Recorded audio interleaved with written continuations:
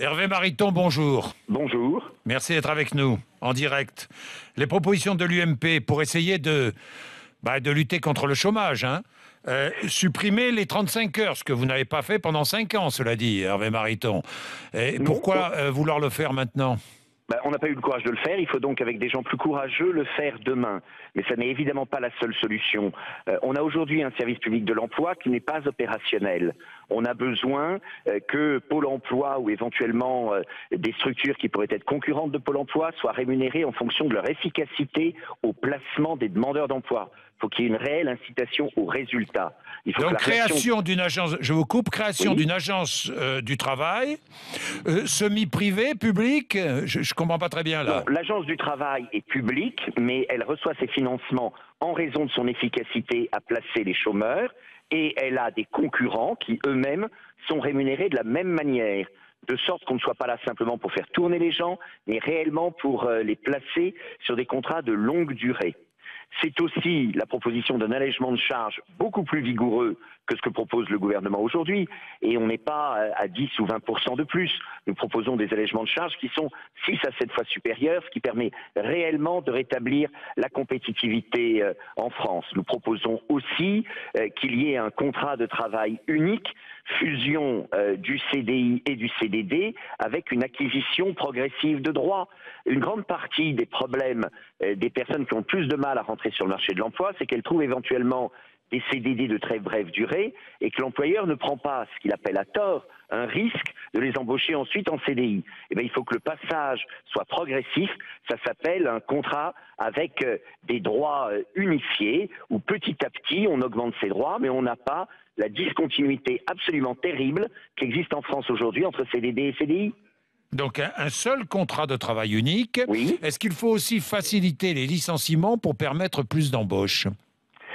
Écoutez, le sujet n'est pas principal aujourd'hui. Ce qu'il faut assurément, c'est que la sécurité juridique soit là. C'est-à-dire que les tribunaux de prud'homme en particulier se prononcent beaucoup plus rapidement. Il ne s'agit pas du tout de jeter les salariés. Ça serait absolument inacceptable. Il est normal que les salariés soient protégés par le droit. Mais il faut que l'employeur, comme le salarié, soit dans une situation juridique suffisamment certaine et donc limiter tous les aléas actuels de la justice prud'homale. Vous proposez aussi de limiter les indemnités chômage dans le temps. Alors, il s'agit en effet de faire en sorte que les indemnités soient plus rapidement dégressives. La réalité aujourd'hui est que les personnes qui sont rarement au chômage exprès, c'est évident, et c'est toujours un drame, mais que les personnes ne sont pas incitées à reprendre un emploi suffisamment rapidement. Et donc, ce que nous proposons, c'est qu'on ait une indemnisation tout à fait solide sur une première période, qu'il y ait une obligation de formation au bout d'un certain temps et que le salarié soit véritablement atteste de sa formation, enfin le chômeur atteste de sa formation, qu'il y ait une surveillance très rigoureuse des démarches de recherche d'emploi et qu'il y ait plus rapidement qu'aujourd'hui une dégressivité. L'indemnisation du chômage en France est trop longue et donc malheureusement un certain nombre de personnes s'installent dans cette situation. Pas tous évidemment, mais certains avec des parcours d'optimisation de l'indemnisation du chômage et ça n'est pas acceptable. Il faut donc un service de l'emploi beaucoup plus actif pour aider réellement les gens à chercher,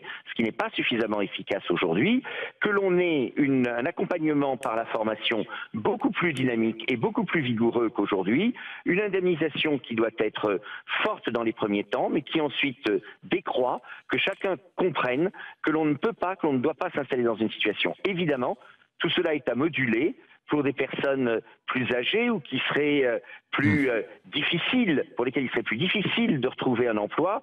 La même vigueur ne doit pas s'adresser à tous, évidemment.